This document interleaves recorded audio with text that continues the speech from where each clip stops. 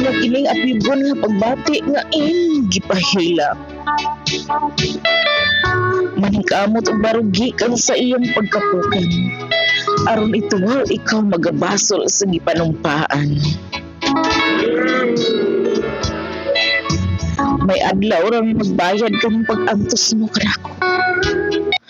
Ug kiniun yang nagbangutan sa akong mga pagbako.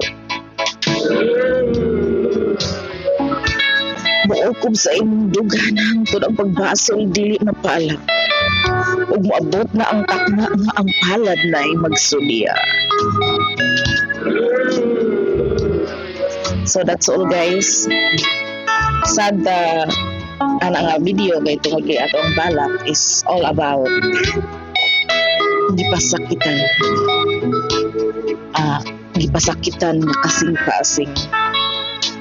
So if you like this video guys, please don't forget to like, share, and comment down below.